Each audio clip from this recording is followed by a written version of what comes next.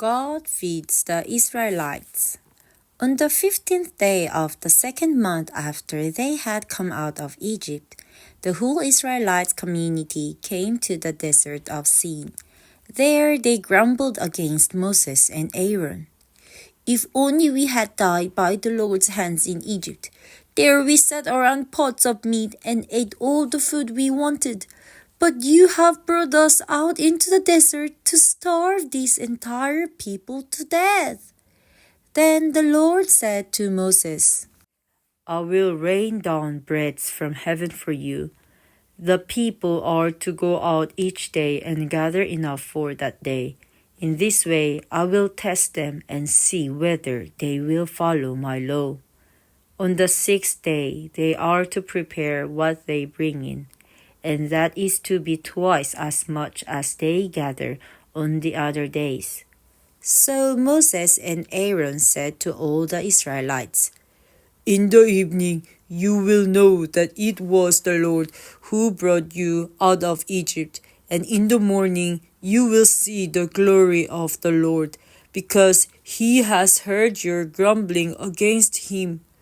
Who are we, that we should grumble against us?"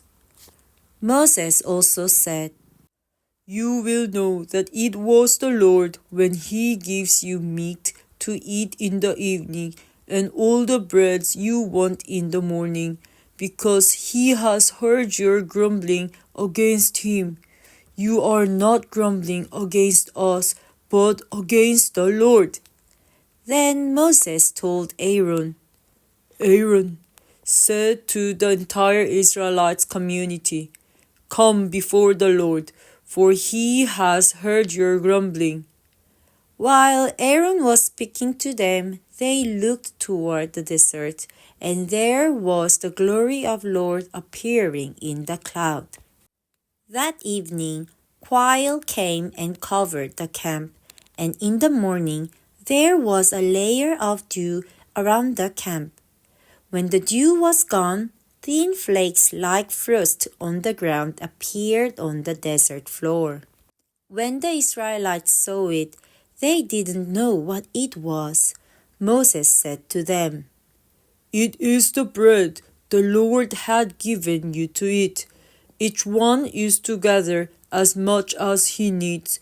Take an omer, which is 2 liters, for each person you have in your tent."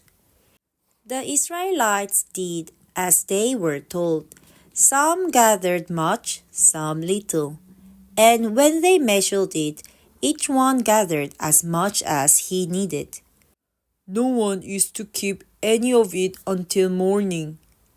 However, some of them paid no attention to Moses.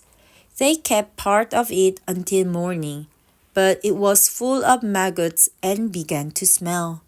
So Moses was angry with them. On the sixth day, they gathered twice as much. "Tomorrow is to be a day of rest, a holy Sabbath to the Lord. So bake what you want to bake and boil what you want to boil.